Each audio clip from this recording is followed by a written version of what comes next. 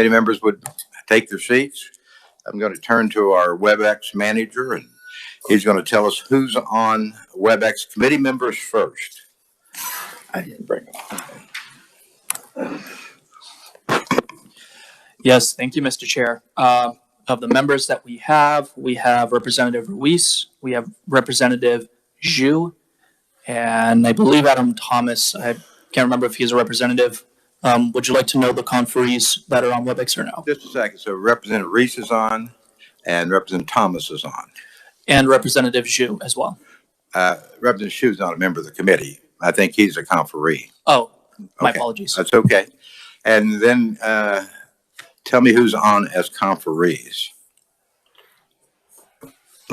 Thank you, Mr. Chair. For conferees, we have Raj Goyal. We have Srividya Dasaraju. We have Taban Assad. And that is it. I apologize if I have butchered any of the names. Okay, that's the only one. We don't have Helen Van Eaton. Yes, I am. Okay, yes, I believe she is on. I don't know what her name is, but it just displays a phone number on there, so I assume that is her. Helen, you're on, right? Yes, I am. Thank you, Chairman. Good. Then we'll get to you in just a little bit. First, committee, bill introductions from committee members. Seeing none, bill introductions from the audience. Yes, come up, sir.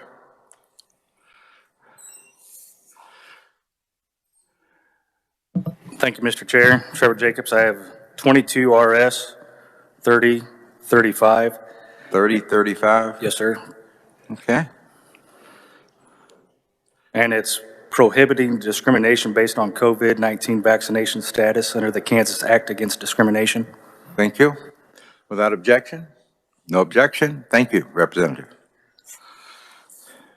Closing bill introductions from the audience. We're going to take up the first hearing.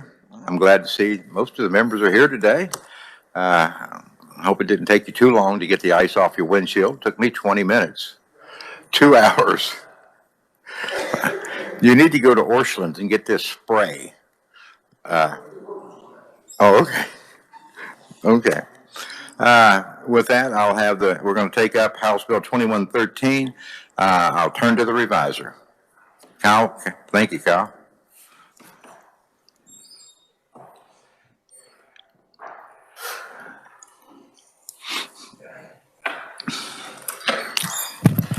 Thank you, Mr. Chairman, members of the committee. House Bill 2113 would establish the Advisory Commission on Asian American Pacific Islander Affairs. The language creating the commission is based on the statutory language that created the Hispanic and Latino American Affairs Commission that was established in 1974, and the Advisory Commission on African American Affairs that was established in 1997. The commission would be within the office of the governor. Under Section 2, the commission would consist of 7 members appointed by the governor for terms of 3 years. Not more than 4 members could be members of the same political party. Each congressional district would be required to be represented on the commission by at least 1 member who is a resident of that district at the time of appointment. Under Section 3, the commission would need to meet at least 4 times a year. Members would be reimbursed subsistence allowances, mileage, and other actual and necessary expenses. Section 4 lists the functions, powers, and duties of the commission.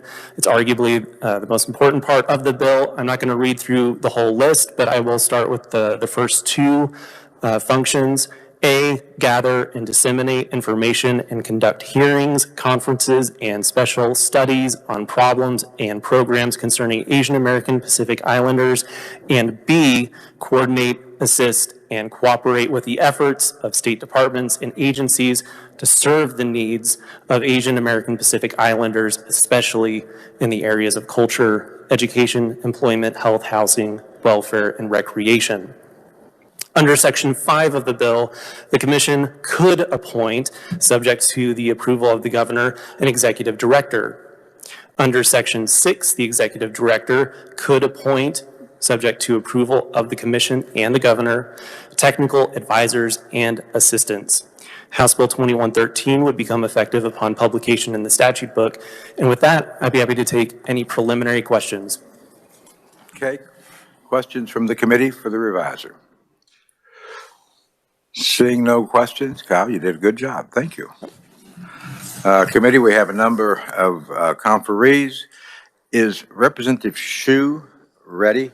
I am ready, sir. Okay, did you pull off the road? I don't want you driving and being on Webex. I did. I'm good at multitasking. I don't think I could be that good. Okay, good.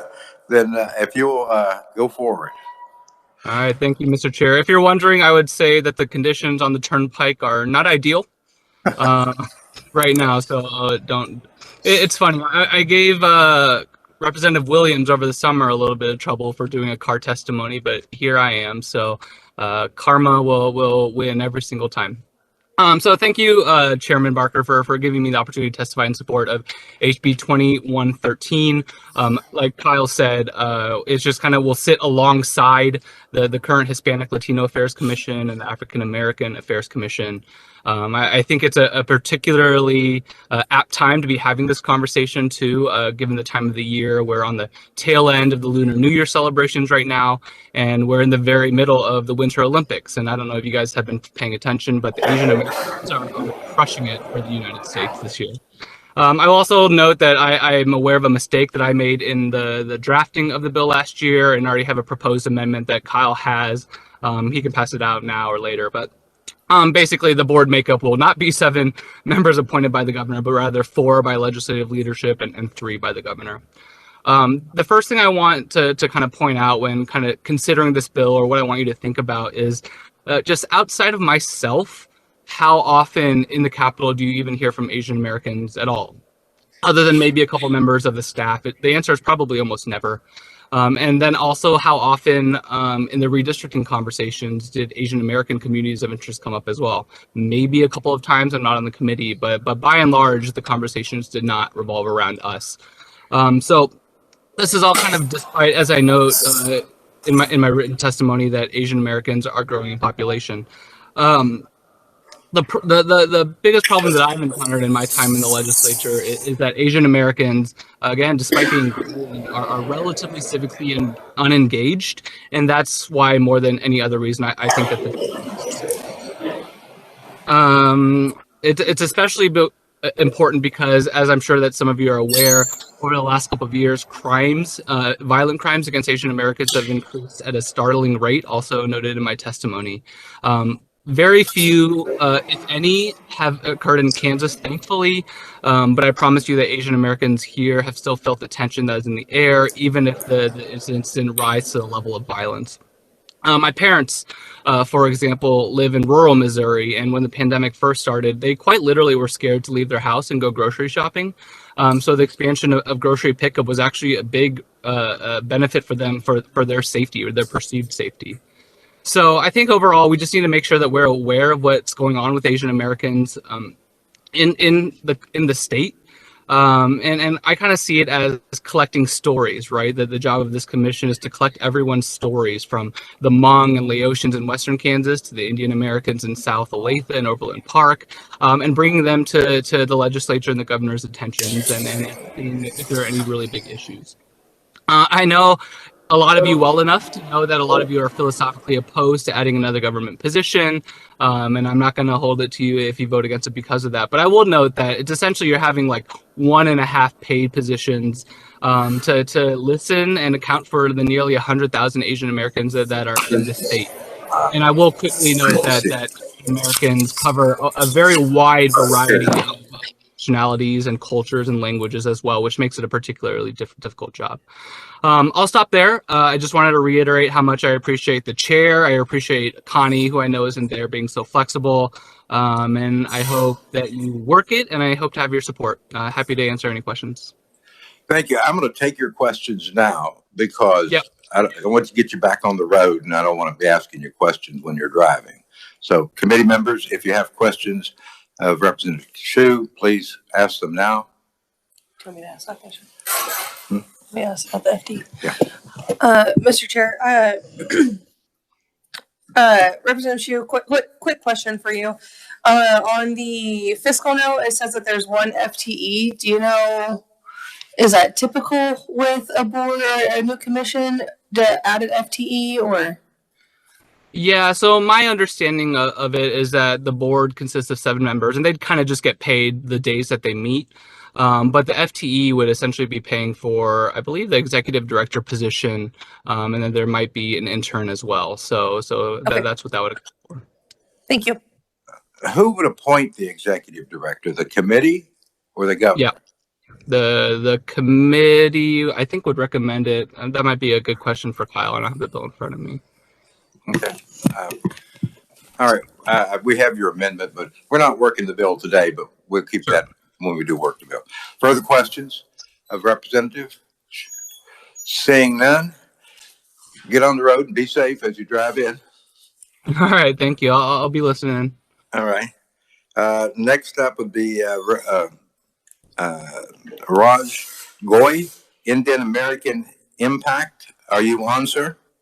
I am. Are you able to hear me? We can hear you. We don't see you yet, but we can hear you. So go right ahead. My video is on, so I will ask your staff. There you go. We have you now. Okay. Well, thank you, Mr. Chairman.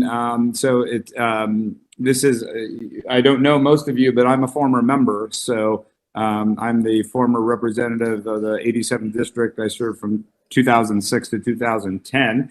I don't sadly recognize anybody. I guess life moves on. I did see my friends Broderick and Lewis, but I don't think they're in the room. But this is the first time I've testified since I left service. I am actually the first Asian American ever elected in the history of the state of Kansas. I was elected at age 31 in Wichita. So I appreciate very much your time. I am testifying today not only as a former member and a former colleague of yours, but also as the co-founder of the Indian American Impact Project. We are the leading organization dedicated to empowering Indian Americans, which is obviously an important pillar of the Asian American community nationally. I left Kansas. I grew up in Wichita, came back, served in the legislature honorably and proudly. I now live in New York City, where I have been for more than 10 years, but I obviously have very deep roots when I was raised in Kansas and obviously served there. And I think this is an idea whose time has come. If I might, I think Representative Shu has done a phenomenal job. I might actually slightly correct something he said, in which he mentioned that luckily there haven't been many hate crimes, but as you may know, and I don't know how many of you represent the Johnson County area, one of the most notorious and horrific hate crimes in America happened against Asian Americans in Kansas City in 2017, when Srinivas Kantabushala was murdered at a bar. He was an engineer at Garmin, and many of you may recall this. It made international news. It was a horrific hate crime where a despicably racist person walked into a bar and gunned him down in cold blood. Luckily, there was a Caucasian man who heroically stepped in to defend the 2 Indian Americans. One was killed, the other was wounded but survived. And that hero, that Good Samaritan, had very serious wounds and was at KU Hospital for quite a long time. So these are real issues. This is not about, I've been in governmental and political life for almost 25 years. I did break a barrier in Kansas on these, but these are real issues that impact real people. Representative Shu spoke movingly about the fear his parents feel. And of course, the state of Kansas has always had a very thriving African-American and Latino Affairs Commission. And it is it's a gap that the state of Kansas does not honor its Asian American communities, all of whom are in your district. I will close my testimony in saying that one of the things that many people don't realize is that there's a very thriving Asian American population in the heart of Wichita. My mother, who was an Indian American gynecologist, obstetrician who moved to Wichita in 1976, delivered most of her patient base by the 1990s was Vietnamese Americans in the heart of Wichita, Kansas. And because there was a huge population there, And these are things that are often overlooked in our daily life. So there is a lot of good that can come of this. As I said, it's an idea whose time has come, and very much appreciate the privilege and honor to testify in front of you, and be happy to take any questions, Mr. Chairman. Thank you. Would you mind remaining on Webex until we get the other conferees, and then we'll have questions at one time? Thank you. Yes, sir. Next up would be Fanny Fang, Fang. Are you on Webex? Mr. Chair, she had a car trouble thing in the morning, so she was written only now. Okay. Then we'll go to Helen Van Eden.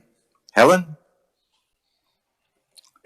Oh, hey, so Honorable Chairman, Vice Chair, and all the distinguished members, my name is Helen Bennett, and I am an Asian American. And so I'm going to just testify of my point of view. I appreciate the opportunity to give you some feedback as you consider this House bill. I had the honor to serve on the White House Initiative on Asian American and Pacific Islanders under President Trump for 3 years. In the past decade, Helen, do you have your camera on? We don't see you, we hear you, and that's fine. We can just, but I didn't know if you want to turn your camera on or not. Okay, sure. I'll turn the camera on. Here I am. And in the past decade, the AAPI has experienced a historical low employment rates because they're the fastest growing immigrant community as the nation. And they are contribute to many very critical fields, such as medical, science, technology, innovation, and entrepreneur spirits, which have contributed greatly to our country. And we, back then, when I served on the White House committee, I really appreciate the success of AAPI and other minority groups, which is so vital to our country. As many of the distinguished members on this committee know me, that I'm not one for identity politics. Therefore, the effort to economically empower AAPI should be based on principle of equal opportunity and should aim at safeguard the promise of the American dream to all Kansans. And AAPI would benefit from forming the coalition with other minority groups, potentially partnering like Hispanic group, Black American, Kansans, and other ethnic minority groups, who also is searching for the greater economic empowerment and equal opportunity. The vibrancy and the dynamic of AAPI community has played a key role in United States and also in Kansas. So ultimately, to realize the full potential of AAPI, creating this coalition will be a great thing for the state of Kansas. So I appreciate the time and for your consideration, and for any consideration as well. Thank you. Thank you. Again, I would ask you to remain on Webex, and we'll take questions at the end of the conferees. Next up is Tabeen Azad. I probably pronounced that badly, but it's A-Z-A-D. Are you on, sir? Yes, I am. Can you hear me? Please go forward with your testimony. All right. Well, thank you, Chair and honorable members of the Federal and State Affairs Committee. My name is Tabeen Azad, and I currently reside in Wichita, Kansas. I serve as the president of the Wichita Asian Association, as well as the vice president of the Wichita chapter of the National Association of Asian American Professionals. I currently work as a budget manager for the city of Andover, and I've been involved in local government for over 5 years. My testimony speaks on behalf of the Asian and Asian American constituents in Sedgwick County, which represents nearly 19,400 people. Today, I firmly ask you to vote in support of HB 2113 to establish the Advisory Commission on Asian American Pacific Islander Affairs. The mission of both of the organizations that I represent today revolve around advocacy, fostering cooperation, and cultural awareness of the Asian American community. As the president of the Wichita Asian Association, I believe that establishing this commission is important because of the challenges that the AAPI community faces. These obstacles include, but are not limited to, accessibility to economic resources, a lack of awareness among the Asian community of governmental and social service programs that may be a benefit to them, and to raise visibility and foster more positive dialogue with the AAPI community and individuals who play a significant role in the future of Kansas. Through my involvement in the Wichita Asian Association, I've seen firsthand the positive impact that resources towards the Asian and Asian American community in Wichita can provide. And I know that a statewide commission would create even more valuable change for our community. In 2020, just 2 years ago, we saw an increase of more than 4,000 Asian Americans in Sedgwick County, according to the most recent U.S. Census. In Kansas overall, there's been an increase of 33.7% Asian Americans, which totals about 28,265 people. Asian Americans, along with the Hispanic and Latino population, are projected to grow significantly in the next 50 years in comparison to the African American and white population. It's becoming increasingly clear that Kansas is in need of a commission that addresses the needs of our growing Asian and Asian American population. In the past, Kansas and the legislature have been diligent in establishing the Kansas Hispanic and Latino American Affairs Commission and the Kansas African American Affairs Commission. It's been more than 20 years since the establishment of a commission based on cultural and race and ethnicity needs. Because of this, I believe and am firmly confident in the need for us to establish an AAPI advisory commission.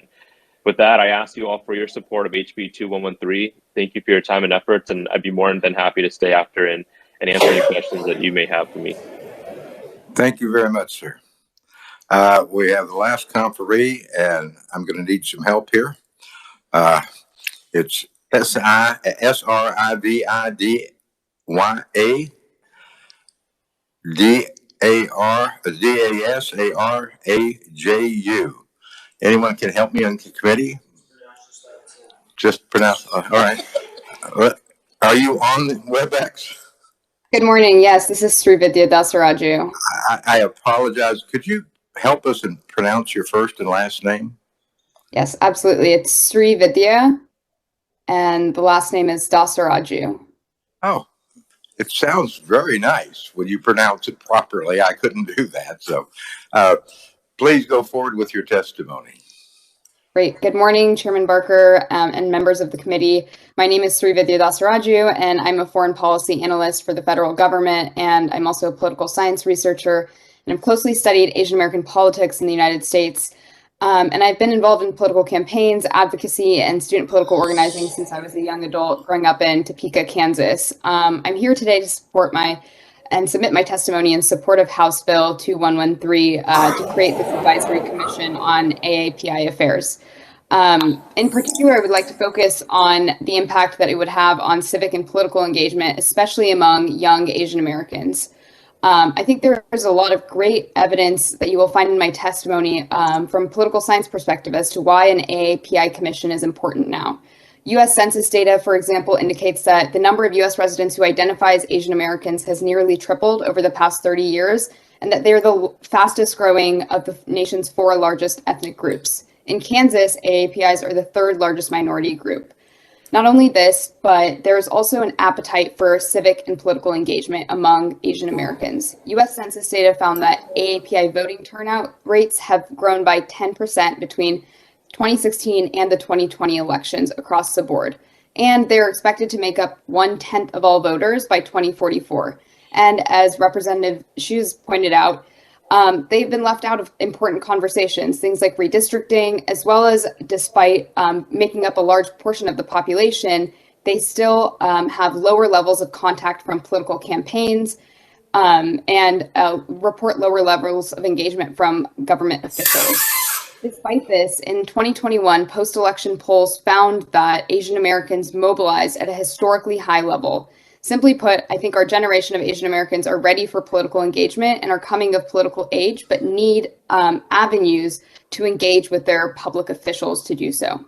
There are a couple of benefits that I'd like to highlight, both for the state itself and its policymaking process, as well as for the Asian American community that I think this commission could accomplish. First, I think that an AAPI commission would catalyze young Asian Americans to be more civically and politically invested in the state's future. Research has indicated, as I've pointed out, that though Asian Americans have become more mobilized, there are still significant gaps in democratic participations. The American Bar Association has reported lower outreach rates from political candidates and government officials as compared to other populations.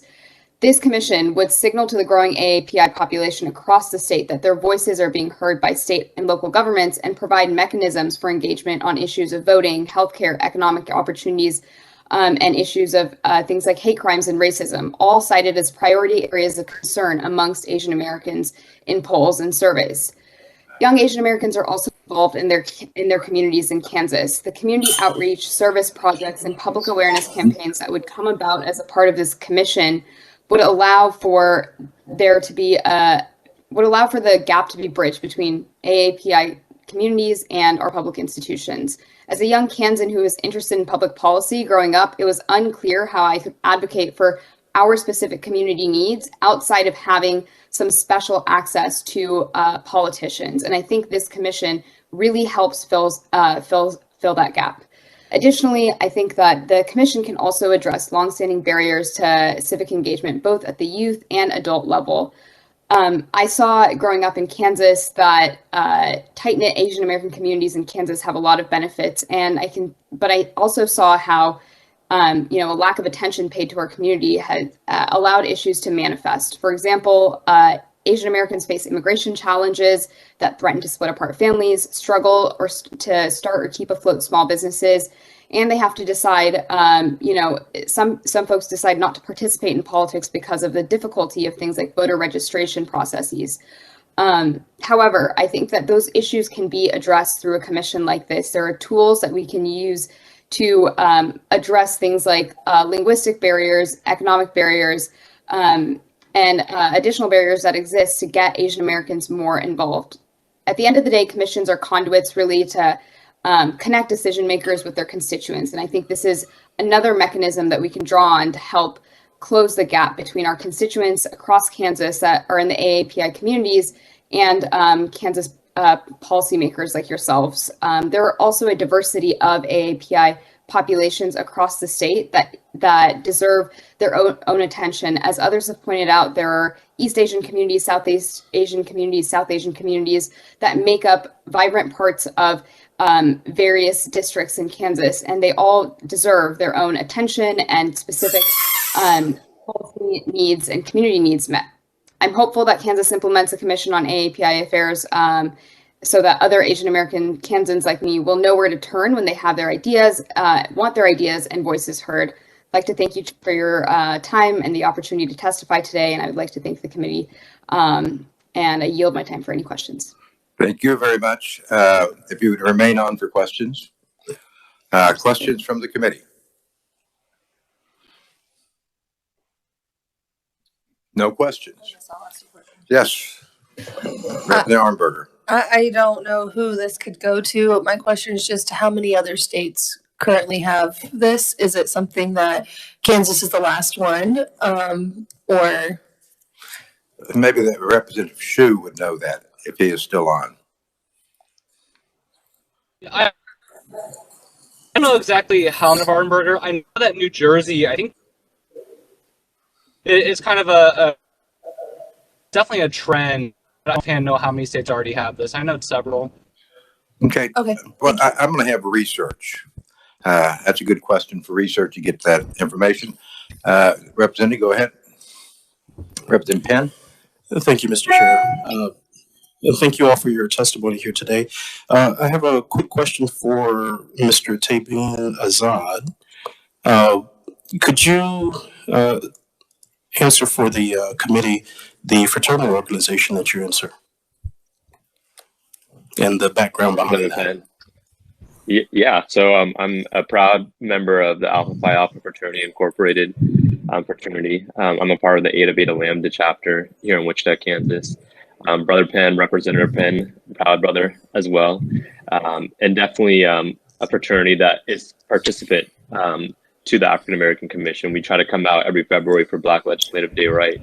All the more reason to pass this bill as well. But I know that's not your question necessarily, Brother Penn, but I appreciate you bringing awareness to that as well.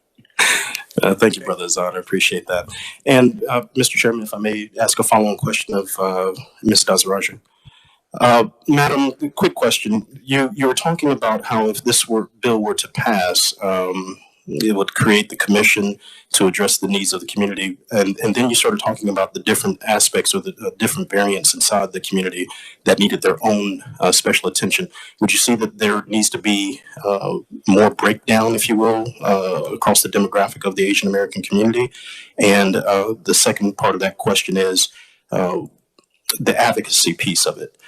We've seen that, at least with the African American Affairs Commission, that there's a little bit of a tilt or slant on the advocacy. Is that what your intention is with this bill as well, ma'am? And I'm talking about that in terms of perspective of that slant.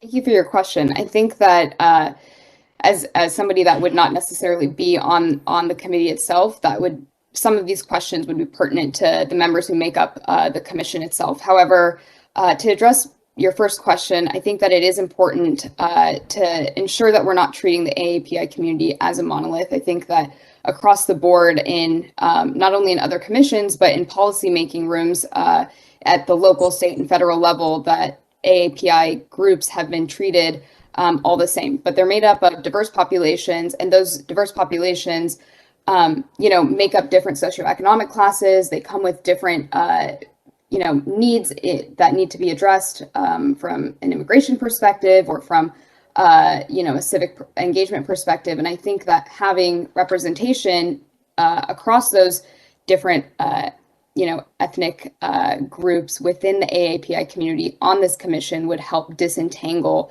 some of those specific needs that can be addressed. And to your second question, I think that advocacy would be an important part of the commission. Other states have made advocacy a big part of the work that they do as a way to engage the communities that they're actually representing, both at a youth level, but also at the community-wide level. So they make resources available for things like increasing voter registration, establishing policies to prevent hate crimes, advocating for cultural diversity and awareness, throughout the year, and making sure to celebrate things like cultural events, but also making economic resources available, things like for housing for immigrants that move here newly or want to start a small business. All of those, I think, are important parts of both legislature and policymaking, but also part of advocacy. Thank you. Mr. Chair, may I follow up real quick? Representative Chu. Representative, of course. Thank you for the question, Representative Penn. So to the first question, it's actually a very big discussion topic within Asian American political communities. It's called disaggregation of the data. And so, yes, there are a lot of commonalities amongst Asian Americans as a whole, certain concerns. But then when you disaggregate the data between Chinese American, Korean American, Laotian American, at those various levels. So it's been important, especially with the census data, was a big discussion point to kind of make sure that we drill down enough to really nail that down. So that would be part of it. In terms of the advocacy piece, I think you know me well enough that I seek balance in whatever I do. And so that would not be the intent of it. Obviously, just kind of how these boards are appointed. And then again, we just kind of pulled this from past statutes. It'll ebb and flow with how the governor's appointments. But again, that's not my intention. That's actually very specifically why I brought in Helen Van Etten to help me testify here. She is a staunch conservative, former Republican National Committee woman. She mentioned that she was appointed for a Trump commission as well. So I hope is to seek balance with all of this. Okay. And thank you, Mr. Chair, for letting me follow up. And thank you, Representative Shea, for that comment. And I agree with Ms. Dazaraju about there not being a monolith of thought amongst the community.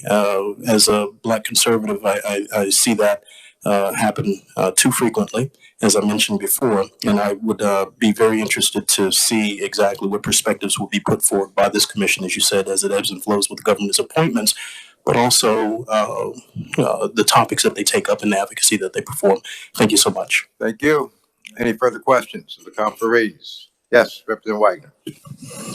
Thank you, Mr. Chairman. Probably to Representative Hsu. I didn't quite get the demographic data for the Asian American community, broadly speaking, in Kansas. It's 2%, 3%. What exactly is it? I really don't know. Thank you, Representative Wagner. It's specifically in my written testimony, but as of the last census data, it was 3.8% identified as Asian Americans, and that is a 30% increase from the 2010 census. Right. Thank you. I'll also have research do that and provide it to the committee. No other questions? Thank you. I would direct the committee to look at the written proponents that's on your agenda for today. We have 5. Anyone else in the audience appearing on 2113? Seeing none, I will close the hearing on House Bill 2113. I will open the hearing on House Bill 2565. Reviser, if you would, give us an overview.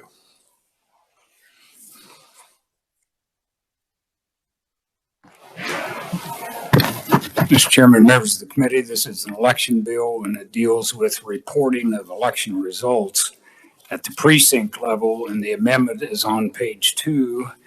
There's an amendment to 253206 dealing with canvassers, board of canvassers, and so on. In the new language, each county election officer shall provide precinct level election results electronically in machine readable format for all federal offices statewide, legislative and local offices not later than 30 days after the final canvass of the general election. Apparently, some counties don't provide it in a format that can be massaged, is my understanding. But anyway, you have somebody from the Secretary of State's office and an advocate for the bill as well on Webex. Thank you. Questions of the reviser? Yes, Representative Howe. Thank you, Mr. Chairman. My question is, can you describe a little bit more about what machine readable is, just so I can fully understand that? I think it depends on the type of program that they have to, and some programs are not, you're not able to take the data out and so on. It's, I'm not a computer person, so I'll let somebody else answer that, but maybe we'll direct that to the Secretary of State. Thank you. No other questions. Thank you, Reviser. We have one proponent, the Sedgwick County Commissioner, Jim Howe. Jim, are you on? Hi there, Chairman. Can you hear me okay? Yes, sir, and welcome back to the legislature. I know. I wish I was there personally, but with the snow, I'm glad I'm here in my office today. Okay. Mr. Chairman and members of the committee, I want to say thank you for the chance to speak to this. Election equipment and everything seems like everything elections is evolving year by year. And one of the things that's happened recently in between the 2019 election and the 2020 election, at least in Sedgwick County, and I understand this is not just Sedgwick County, there are other counties struggling with the same thing, and even other states. But in Sedgwick County, that's my experience. We were able to, before 2020, I was able to take the election results. And I gave you an example of that on page 3 of your testimony. You can see the results by race, and you can click into that data and you can see the results by precinct. And it's something you can copy and paste that into an Excel spreadsheet or whatever. And there's all kinds of tools, analysis tools that can take that data. In fact, I know that Bob Weeks is one of the people that I believe has provided testimony today, it's maybe just written only. But nevertheless, there's all kinds of machine readable formats that are acceptable. But what we actually have from 2020 and on is more of a graphical format. In other words, it's very pleasing to the eye. And if all you're doing is looking at the data, it may seem to you initially that it's pretty good data. They present this data report in a couple different formats. The first format is kind of a summary of each race. It doesn't show you the detail. If you go into another report, it does show you the precinct level detail, but that report, at least in Sedgwick County, is just under 2,800 pages long. And the way it's broken out is the very first precinct is the first 10 pages. I provided that first page to you on page 2 of my testimony. For you to get all of the results for that precinct, you have that as the first 10 pages. But if you wanted to pull data out of that report for that entire race, you would have to go through all 2,800 pages of that report and pull data from the beginning to the end. And second problem is, because it's graphically presented, you can copy and paste it, but there's no consistent format through the document.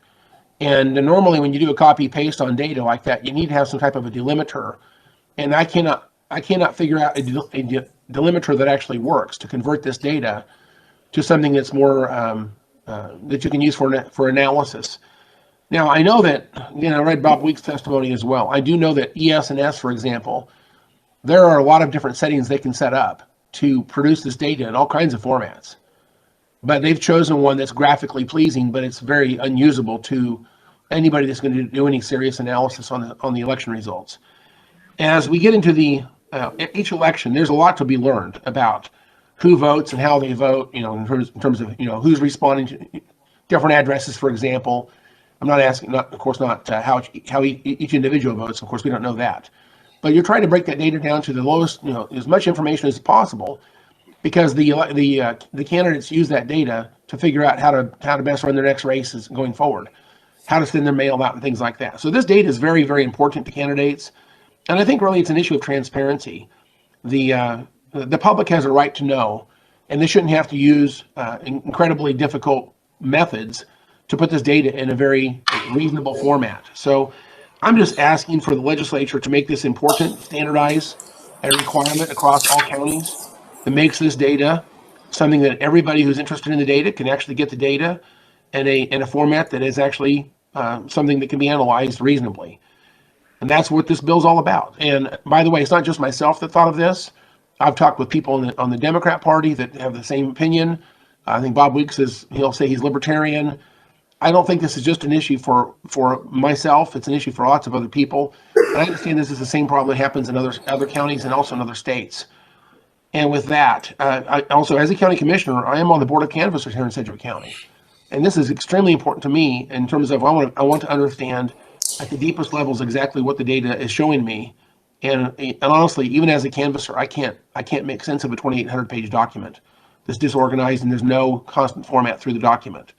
That's why this bill is important. So with that, Mr. Chairman, I'll stand for questions, and I would ask you to please pass HB 2565. Thank you, Commissioner Howe. I'm going to take questions now since you're the only proponent that's appearing. Questions for the Commissioner? Yes, Representative Heiberger. Thank you, Mr. Chair. Do you know the name of the vendor for the software that Sedgwick County uses? I've had the same experience in Douglas County. I was just wondering if they're the same. What I understand, it's reading Bob Weeks' testimony, he used the word, it's called electionware software that Sedgwick County uses. And again, I don't think that's the only option they have because again, in 2019, we were using ES&S equipment, but we had the data in a much better format. By the way, it's not a great format, but it's certainly better. And the fact that I was able to copy and paste that, in by race for all precincts, I was able to copy and paste it out and they do analysis. So it's better, but in 2020, things went much, much worse. I don't know what happened that particular year, and I've actually asked for local solutions from our IT department and from the election office, and they're not really able to do this. And so it's going to have to be something that's done at the vendor level, or possibly, because the state requires it, I think the vendors would probably more likely respond. But there's no local solution to this problem unless I create my own tool. And my fear is as soon as I create my own tool that they'll change something and I have to start the whole process over again. Thank you. Other questions of the Commissioner? Seeing none. Thank you, Commissioner. Thank you, Mr. Chairman. Thank you. And I would direct the committee to the written proponent, Levi Henry. I will now go to other ones. Any other proponents or opponents? Yes, Representative Miller.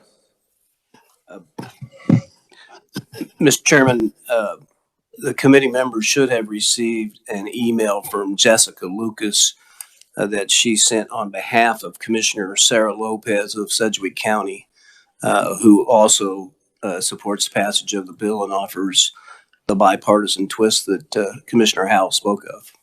I did see that it come in last night. She didn't get her testimony in time, but I believe all the members have received it. Can we make that part of the record, please? We can. Thank you. Any other proponents? Seeing none, no opponents.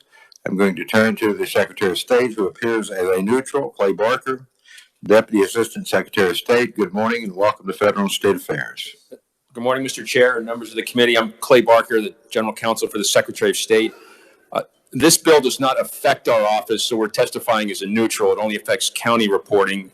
So my purpose is just to give a few points for working the bill, things to consider. First of all, the Secretary of State's office, by law, after the primary and the general, has to put all results by precinct from the counties up on its website for federal, statewide, and legislative races, and the other district attorneys, the races that are reported to our office. So we do not report the local or county races. The way I read this bill is it only affects KSA 253206, which seems to only affect the general election results, and the committee may want to consider if it's going to push this, adding it to the primary election statute, which is 3205B. Second, because this bill would require the counties to also report the local races, the way it's written is it says after the final canvass. And so the local races final canvass is the county canvass, but the final canvass for statewide, presidential, federal is the state canvass. So it might make more sense to say when the county canvass is done, because then you get all the county results at once. Two more points. One, just keep in mind that there are a few counties in Kansas that do not have county websites. They've just decided not to use them. It's a surprise to me, but I learned that a few months ago. And last, some of the county election officers were concerned. Now, this statute would override the statute I'm about to mention, but it's an older one, 2701, A2, requires counties to keep voter secrecy in place, that small precincts with less than 20 members, their results are merged with a larger county next to them usually. And that way you couldn't go back and say, there's a county or a precinct with 3 voters in it and they all voted for Trump or Biden. Now I know how they voted. So in the results, those smaller counties are often merged into the larger one. And the results are accurate, but you just don't have those very small counties reported individually. Now this statute would override that, just like the statute requiring our office to report by precinct overrode this older statute. Our precincts have the results from every one of them. And that's all my comments, Mr. Chair. I'll stand for any questions. And maybe you could help and maybe you can't. So this burden would fall, the financial burden would fall to the individual county to do this. And because it doesn't affect the state, it doesn't affect the state budget. But I wonder what it would cost. Sedgwick County, a very large county, could probably afford to pay for this type. But if we require it statewide, what happens out in Goat County, or for that matter, Dickinson County, which has a smaller population, and what the cost would compare? And we don't have any county clerks here to tell us that. But you would not have any. Mr. Chair, I would not know that each county gets its own software and equipment. Right. I've seen the diversity of variety of reporting on county websites. We all look at it on election night and then afterwards. And I'm not sure what their capability is to change, if they could do it immediately or it would take a purchase. Yeah, I just don't know. Just thought maybe the county clerks would have want to weigh in on this. With that, Representative Miller. Thank you, Mr. Chairman. The Harvey County Clerk, Rick Pifo, is the legislative chairman for the Kansas County Clerks and Elections Officials Association. He was made aware of this bill by me a week or two ago. I saw him on Tuesday in the Elections Committee, and he indicated he had run it past his membership, and he chose not. He said he informed me he would not be offering any testimony. I take that to mean he didn't encounter complaints about the bill, or he would have related those. He's a very active conferee in elections committee, and he has had a chance to look at this and confer with his colleagues. That's what I know. Thank you, and that was helpful. Thank you. Thank you. Any questions of the Secretary of State's office? Seeing none, thank you, Clay. Thank you, Mr. Chair. There is no other conferees listed under 2565. Anyone else appearing on 2565? Seeing none, I will close the hearing on House Bill 2565. Committee, I thought we were going to work some bills today, but out of respect to my ranking member, he called me he had a kind of an emergency at home, and I told him I would not work any bills today. He tells me he will be here tomorrow. So we'll plan on working bills. We have no hearing set for tomorrow, so we will work those bills that were previously listed. You know, we don't control the weather, and so out of respect to my ranking member, he called me about 7 o'clock this morning and said he couldn't come in, and I said fine. And he asked about the bills, and I told him I wouldn't work any day today. With that, we'll see you all tomorrow. You have a question? It's the one that were listed in the agenda earlier in the week. Okay? Can I say something? Yes, please. Thank you, Mr. Chair. Committee, I just want to state that tomorrow my mother is going to be in the audience, so please welcome her and do not make me look bad. Okay. We would never do that, but we all want to meet her. But with that, anything else for the good of the committee? And are you taking her out to dinner?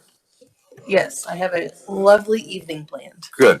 All right. Nothing else for the committee. We stand adjourned. Thank you, folks.